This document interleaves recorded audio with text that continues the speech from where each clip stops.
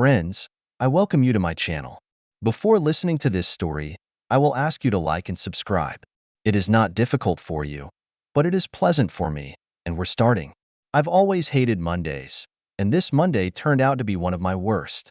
My wife, Peggy, was very depressed and moody. She cooked breakfast for the boys and for me as if she were a robot. She wasn't angry, just depressed, and it didn't help brighten up the morning. I had no idea what was causing it, and I didn't feel like asking her. My sons, 16-year-old Robert and 18-year-old Dave, left for school around the same time I left for work. For the last 15 years, I have worked for a shipping company that loaded and unloaded container ships. It was hard work, but the pay was good. I've always wanted to go to sea, and it was as close as I could get. My dream was to sail around the world and see different countries and people. It was in my blood, and sometimes I got depressed just knowing it would never happen. Home and family seemed to be the most important thing. I was happy with my family life. I had 2 wonderful sons and a loving wife whom I adored. Unfortunately, it was Monday, which was most of all what I hated about my work. Some of the people I worked with were unpleasant. Colin Frell was the most obnoxious guy in the world, and he always had 3 friends: Bob Timbers, Ray Collins, and Freddie Springer. The 5 of us went to high school together, and I didn't like them then or now. "Hi, Grady. I missed you at the party on Saturday night," he said. It seemed like Colin was going to start something early today. There was a corporate party on Saturday evening, and the boys and I had to go to Chester to help my dad move out of his house. My mom died 6 months ago, and Dad decided to move to something smaller. Peggy was disappointed, so I told her to go to the party without us. When we got back Sunday night, I asked her how the party was going, and she just said, "Okay." I just looked at Colin and didn't say anything. "We're sorry you couldn't come, Grady, but thank you for letting your wife come. She made the whole evening worthwhile," he continued. I found myself clenching my fists as I listened to his group of hyenas giggling like girls. They seemed to be joking about me to themselves as I started to leave. Colin followed me and continued his taunts. "She certainly turned into a beautiful creature since high school, Grady. You're lucky to have this opportunity to come home every night." I knew it was going to be a long day. The veins in my forehead began to swell, and I felt the tendons in my neck tighten. All my life, I've had to struggle to control my temper. I tried to leave again and again, but then I turned to face the group, and Colin threw something aside. It was red, soft, and it was a pair of panties. Peggy forgot them on Saturday. She might need them to go with the red bra she was wearing. The whole group burst out laughing. I stood and looked at them without raising my head as the red silk fell onto the concrete loading dock at my feet. I didn't make any attempts to pick it up. I suddenly realized that I had stopped breathing, and I felt the muscles of my stomach tighten. I was turning into a compressed spring of rage, ready to unwind at any moment. I could handle any of them without problems, but it would be difficult to handle all of them at once. At that moment, I didn't care. I started to move towards my tormentors when a huge hand grabbed my shoulder. Josh Hamilton, the dock supervisor, looked me in the eye and just nodded his head towards the main office. Nothing was said. I looked at the group with a hatred they had never seen before and followed Josh up the stairs. For some reason, they all stopped laughing, and a worried expression appeared on their faces. Josh walked into Henry Clark's office, and I sat across from Henry's secretary, Sally Grady. "Would you like a cup of coffee?" she asked. "No, thanks," I replied. "I'm too upset right now to hold a cup." I could see Josh and Henry talking through the glass partition. It seemed serious. "Sally, were you at the party on Saturday night?" She just nodded in the affirmative. "Can you tell me what the hell happened?" I asked. "I have no idea what's going on," she said. Peggy didn't say anything, and I didn't know what to do. "I don't have to say anything, Grady. This is something you should discuss with your wife," I told her. "You were there, Sally. You saw what happened. Just give me a hint." Sally was rummaging through some papers on her desk, trying to figure out how she could get out of talking to me. "Please, Sally, I need to know." Peggy showed up at the party dressed stunningly. About an hour later, Colin started pouring drinks into her. She seemed to be having a good time. Colin whispered something to his company every time her drinks were refilled, and they all laughed. Finally, Peggy and Colin went into the back room about half an hour later. Bob, Ray, and Freddie came out. We didn't see any of them for an hour, and then they all showed up again, laughing and joking. Peggy was smiling, but she looked terrible. Her hair and dress were disheveled. She and Colin left together about 10 minutes later. "Thank you, Sally." I didn't want to hear it, but it explains a lot. We sat in silence for another 10 minutes. Josh came out and nodded for me to come in. Grady was not happy about what happened that morning. Colin, Ray, Bob, and Freddie were given a week's leave without pay. "I want you to take a 2-week vacation," Josh told me. "What happened on Saturday, and I assume this is the first time you've heard about it. I can't let anyone stay in the hospital. I don't believe this is all your fault, but I hope you'll sort it out before you get back. I will do everything in my power to help you get through this. Just ask. Now, get out of here." I nodded my thanks to Henry and thanked Sally again as I left the office. Colin and his guys were nowhere in sight when I headed for the parking lot. I left my panties on the dock. I didn't go home. I went north in search of a place of refuge where I could get lost. I've had a lot of time to think about the past and the present. Peggy and I went to high school together. She was big, fat, sloppy, and not what you'd call attractive. She didn't know how to take care of herself or apply makeup. Her hair always looked like a mess. She did not belong to any groups of her own and, in fact, was an outcast of society. Of course, that's what attracted me to her. I was 190 centimeters tall and weighed about 140 kilograms. I was big, but at the same time, awkward, shy, and there was nothing to look at. I was too awkward to play any kind of sport. Colin Farrell was the complete opposite. He was good-looking, smooth-spoken, and athletic. I know it sounds silly, but there were rumors that the girls were trying to persuade Colin to invite them out so he could eat their cherries. He never had a steady girlfriend, but he never left without a date. I hated that guy. He was bragging about his victories, and the girls didn't seem to mind. Everyone except Peggy. Peggy tried to persuade Colin to invite her out. She wanted to be able to say that he was her first. Colin not only refused her, but also told the whole school about it. He said he only used girls and wasn't going to stoop low enough to use a pig. The kids at school thought it was a joke, but Peggy was crushed.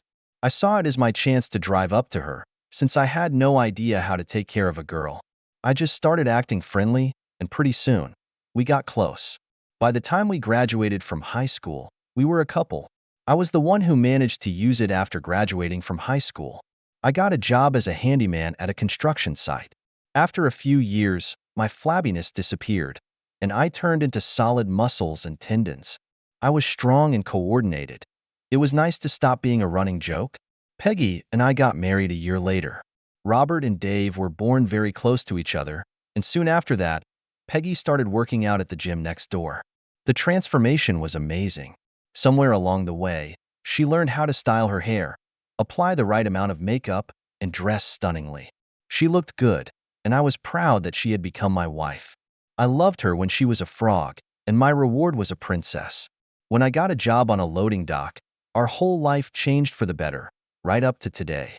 The A14 highway turned into A1, and I continued to reduce the number of kilometers. I knew where I was going, and it was only a matter of time. I thought about my 2 sons. They came from a large, powerful family and showed it. We made sure that they were both active and that they didn't turn into lumps like us. Dave was about 5 centimeters taller than Robert and slightly thinner. Robert had big palms. They were both in good physical shape and could take care of themselves. We taught them restraint and how important it is not to be bullies. They both had the same goal, to go to sea. I think it was in their blood. I promised that I would help them with whatever they wanted to do. Peggy was a good mother and a wonderful wife. She kept a good house and didn't spend money on frivolous things. We had a great life. At least that's what I thought. I found myself on the M6 highway, still counting down the kilometers. The shadows were getting longer, and I hoped to arrive before dark. It was a 7-hour drive to Port Patrick, but it was the only place I wanted to be right now. I kept looking for the A75 highway and finally found it when the sun went down. Down the Duke's Duck had plenty of parking spaces at this time of year. I gave the keys to the bartender and asked him to book a room for a week. I had no luggage, no change of clothes, nor a razor, but I didn't care.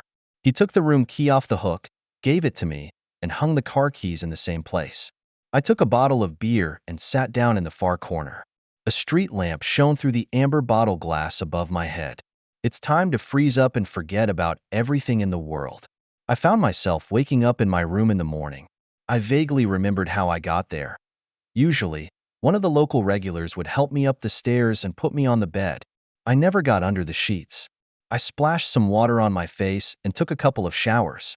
I had to put on the same clothes again, so the shower didn't help much, considering the smell. I started to grow a ferocious-looking beard. I've never allowed my facial hair to grow, and it was a little frustrating to see it in the state I was in. Every couple of days, they checked my credit card to keep track of account updates. I was wallowing in self-pity for a long time, and I was getting bored of it. I was sitting with glazed eyes, staring at the dartboard for the 1,000th time when two men in uniform entered. I watched them without looking at them. They talked to the bartender for a while and nodded in my direction. He also pointed to my keys on the wall behind him. I assumed they were looking for me. I was amazed at my own cleverness. They didn't even try to talk to me for the next 2 hours. They just poured coffee into me. Grady, GRD Baxter, do you think you can talk to us? Did I do something wrong? We just need to talk. Are you ready? Can we go outside? The sun was shining, but everything was wet. The cobblestones in front of the pub were slippery, and I was in no hurry to cross to the dam. The whole street was going downhill, and I still felt a little tipsy. The cool air filled my lungs wonderfully. I don't smoke, but the air inside was so thick that the results were the same. I leaned over the granite seawall and threw up. It was mostly liquid because I haven't eaten a lot of solid food in the last few days. My head began to clear, as did my eyes. My two companions waited patiently for me to come to my senses. I was starting to feel indebted for giving them so much trouble. The bench I was sitting on was wet, but I didn't care. How can I help you, gentlemen? First of all, we tried to find you since you have been missing for 10 days. Secondly, we are trying to find Colin Farrell, and we hope that you could help us. Well, you found me, so that part is solved. I haven't seen Colin Farrell since the day I arrived here. I suppose the bartender has already informed you that I haven't left the hotel since I checked in. I have no idea where Colin is, but I think I'll look for him when I get home. I chatted with them for about an hour. They had nothing to accuse me of, and after they made sure I was safe, they seemed only interested in talking about Colin. They found me thinking that money had been debited from my credit card. I will remember not to make this mistake again if it ever happens again. I went down the hill and bought fresh clothes and a toothbrush. I decided that I would keep the beard for a while, even though I thought it looked like terrible. After taking a last shower, I paid the bill and went home. I stopped 4 times on the way. Twice, I managed to get something to eat, but mostly, I was just trying to delay my arrival. Nothing pleasant awaited me at home, although I wanted to see my boys. She was sitting on the couch, with only one light on in the living room. She was looking at me with her hands folded in her lap, afraid to move. She seemed to be crying, but in the dim light, it was hard to be sure. I want to get a beer, but the thought of it made me feel slightly sick, so I took a Coke instead. I sat down in the chair opposite her and waited for her to say something. The boy stayed with friends for the night. It was my idea, so that we could have some free time to talk. Why didn't you tell me about this before? I found out. I don't know. I must have been scared.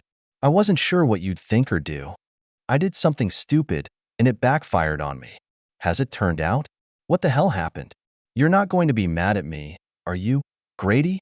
I don't know. It would probably be better if you told the truth, but we'll have to wait and see. Grady, do you remember what Colin did to me in high school? Yes, I've been wanting to get even with him for this ever since it happened. Saturday night at the party seemed like the right time for me, so I set a track trap for him. It doesn't sound like the story I've heard. Listen to me, Grady. As I said, it backfired on me. I dressed very well, and Colin started hitting on me. I let him think it worked and suggested we go back to the pantry. We kissed a little bit, because I had to do it to turn him on. Why did you do that? What were you thinking about? I wanted to get even with him. I wanted to make him pay for humiliating me. Anyway, I noticed a bulge on his pants, so I told him to take them off so we could have fun. He took off his pants and underwear, and then I did something that girls should never do. Good. What the hell did you do? It was disgusting but appropriate in this case. Go on.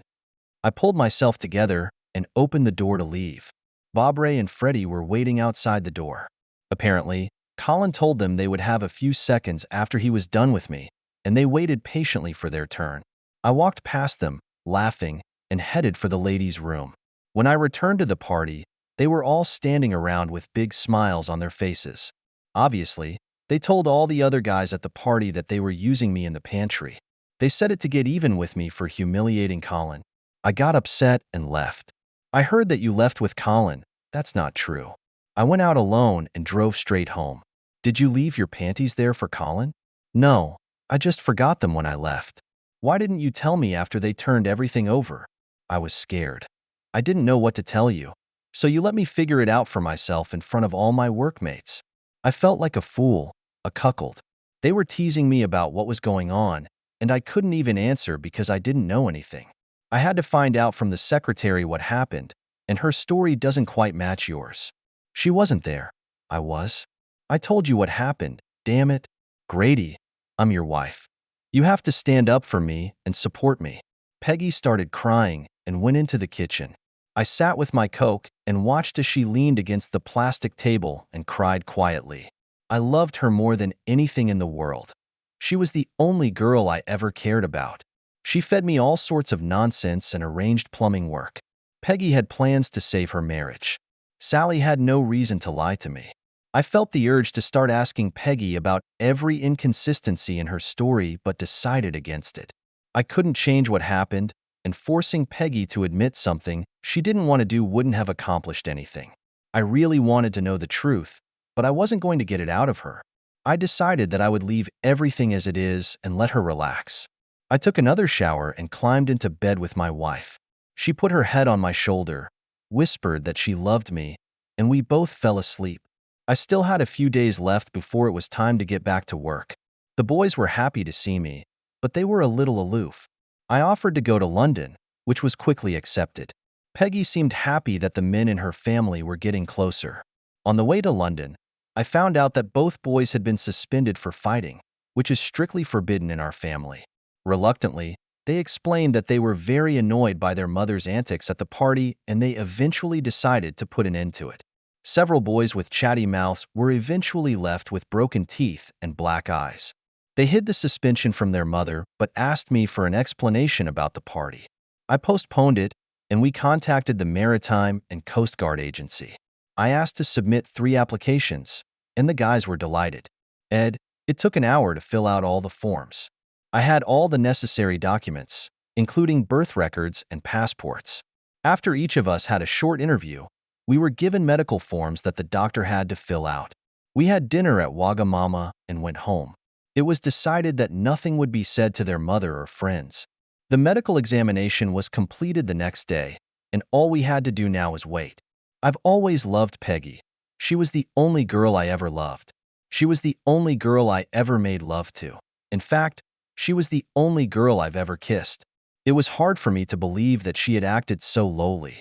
I found her actions despicable and unforgivable. I was still willing to give her a chance, if for some reason her story could be proven, but the chances were slim. At the end of that week, she hammered the last nail into her coffin. Peggy was very attentive. She tried never to mention anything about the party or any hints about anything related to the party. She never discussed my trip to Port Patrick. She did everything in her power to bring our lives back to the way they were that night. She was very amorous in bed, got up to move away from me, and we slept until morning. The next day at breakfast, I was struck by an incredible stupidity. Grady, I've been thinking I would like to have another child now. I knew what the lovemaking session was about last night, but you need a little background information to appreciate the stupidity of this comment. Peggy took birth control pills for several years after the boys were born. About 3 years ago, she started complaining about the side effects of the pills. I won't go into details, but she had all sorts of women's problems that were supposed to be caused by the pills or aggravated by them. Anyway, she decided to stop taking them. We did not use any other contraceptives. Sometime later, I was in the doctor's office due to a cuff problem. I asked him about my circumcision, and 20 minutes later, I was sterile. I never mentioned this to Peggy, and I didn't see the need for it. Peggy and I have been making love for the last 3 years. No pills, no condom, no diaphragm. Peggy never mentioned or questioned why she wasn't getting pregnant. Now she suddenly wanted to wave a magic wand and have a baby. Either she's extremely stupid, or she thinks I'm extremely stupid. I looked at her in amazement. I think that would be great, honey, I said. As a man, I don't know much about pregnancy, but since it's been almost 3 weeks since the party, there's a good chance Peggy didn't have her period and was covering her ass. It shed a whole new light on things, so I decided to change my schedule.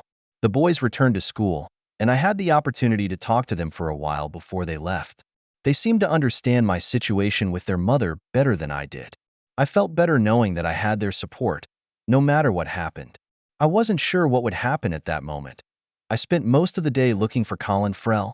He had to be somewhere, so at lunchtime, I went to the docks and talked to Sally, Bob, Ray, and Freddie. They returned to work, but she had no idea what was going on with Colin. There were rumors that he was afraid that I would follow him, which didn't make sense because I was a peaceful guy. I avoided the work area so as not to run into any of my 3 enemies that day. I stopped by a local lawyer and began to process the documents necessary for the divorce from Peggy.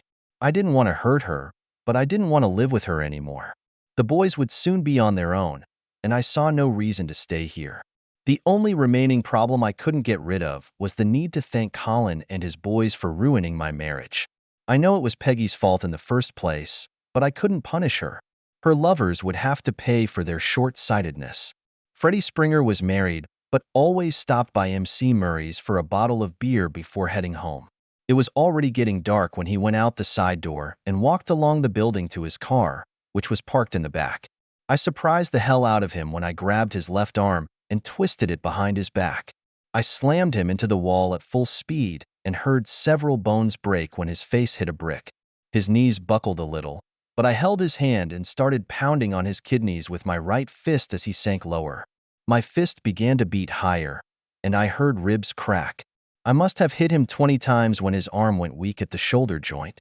I threw it on the cobbles as a group of people were coming down the alley. No one chased me when I calmly walked up to my car and drove away.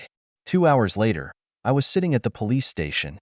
Peggy had just put the house up for sale to get a deposit and was finishing paperwork. Alice Springer burst in, shouting that she wanted me to be locked up forever.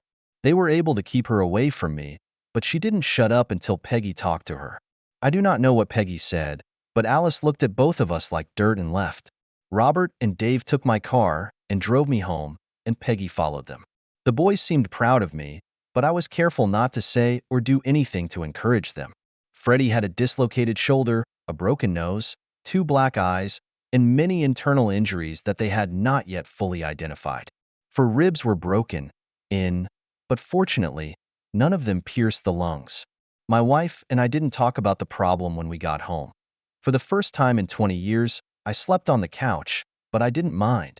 I got up early the next morning, trying to figure out what to do next. The Osaka Maru was unloading at Felix Tow.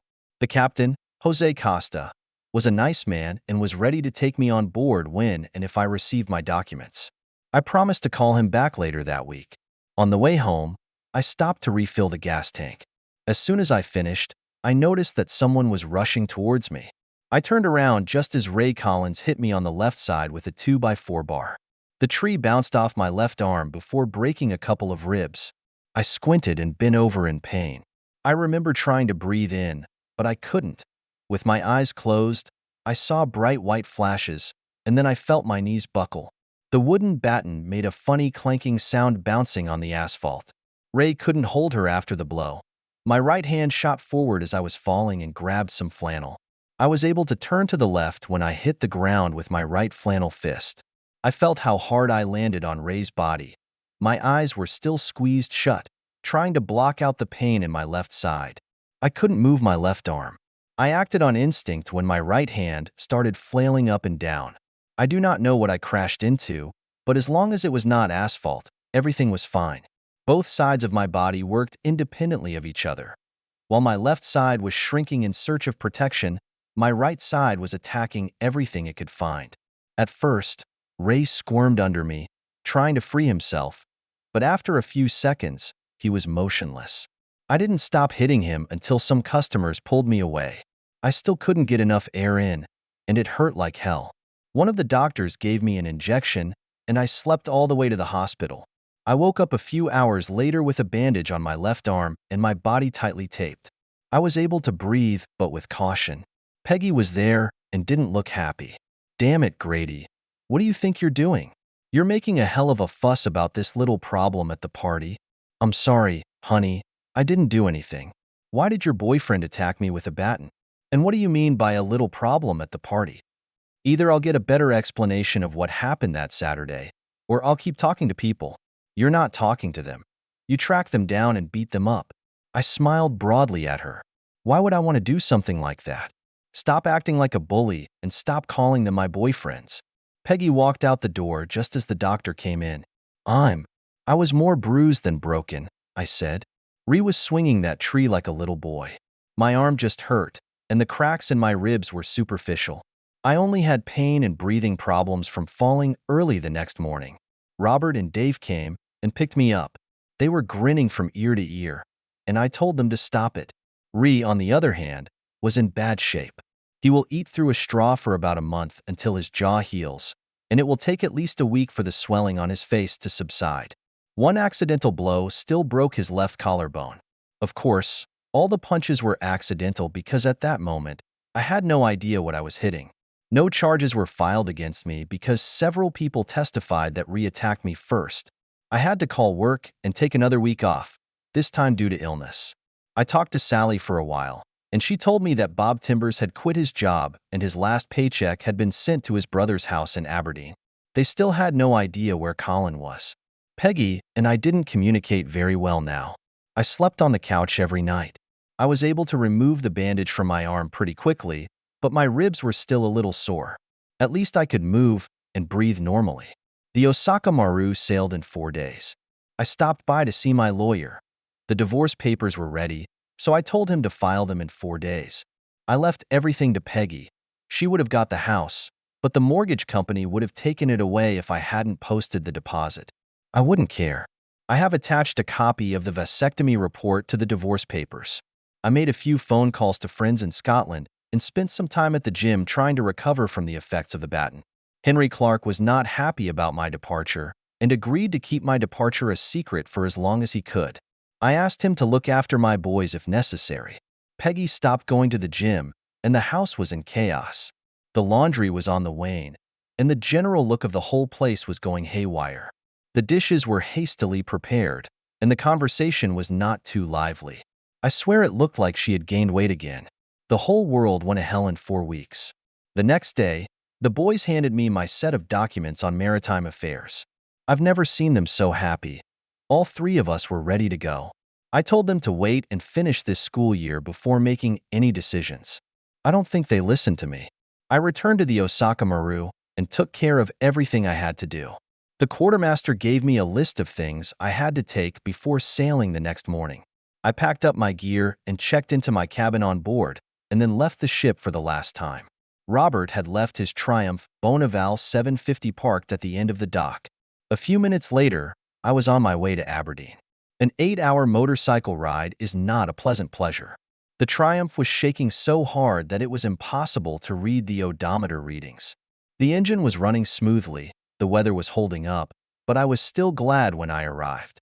My friends found Bob Timbers and planned to invite him to the Four Crowns. The men's room in this establishment was in the back, and to get to it, you had to leave the building. I walked in and looked around just enough to tell my buddies that I had arrived. Then I went to the side of the building and waited. The first 2 guys were local, but then Bob came out. I heard the door close behind him as he went to the bathroom. I grabbed his right arm like Freddy and pressed his head against the stone wall of the building as I walked down the alley. While I was walking, his whole face was scratching the stone and he stumbled. I walked about 15 meters and threw him against the wall. He was half moaning, half crying in pain. In the dim light of the street lamp, I could see that his right eye socket was covered with blood. There was a cheekbone under the eye, and the whole side of the face was one big abrasion. "Don't kill me, Grady. Please don't kill me," he begged. I had no intention of killing him, but I decided there was no point in telling him about it. "I'll give you a choice, Bob. Tell me the truth about everything that happened at the party, and I'll let you live. Lie to me, and you'll die." All right, I'm in a lot of pain, Grady. Tell me, damn, and I'll get you a doctor. When Peggy came to the party without you, Colin was thrilled. She looked really good, Grady. Honestly, she was dressed up and looked like she wanted to have fun.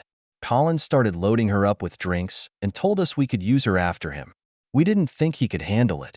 After a while, he took her to the pantry, and we followed him. Are you sure you want to hear this, Grady? Yes, go on. Okay, but don't hurt me anymore. We could hear Colin and Peggy doing it outside the door. I just looked at him. Do you know where Colin Farrell is? He just shook his head negatively. This man was in no position to lie to me. His story was much closer to the one Sally told me than the one Peggy told me. His face looked scary in the yellow light. The bleeding increased, and the eye socket turned a dull black color. Flaps of skin hung from his cheek, and the raw meat underneath was bright red. I knocked on the locked door of the pub, shook hands with a couple of old friends, and got on a motorcycle. A few kilometers down the road, I overtook a medical ambulance heading to the pub. It was early in the morning when I parked the Triumph at the place where I picked it up and got into the Osaka Maru. Robert will pick up the bike later. My first shift was that night, so I spent the rest of the day relaxing after the trip. That damn bike knocked me out of my rut. I should have taken the car. I woke up a few hours later, took a shower, and had dinner. My supervisor gave me a job description, explained my responsibilities, and left me alone. It was an entry-level job and wasn't that difficult or overwhelming. My teammates were less than friendly and not very helpful. They answered any direct questions I had, but offered no help or advice. None of them seemed interested in forming any kind of association. I was looking forward to some kind of connection with the rest of the team, but it looks like it's not going to be easy.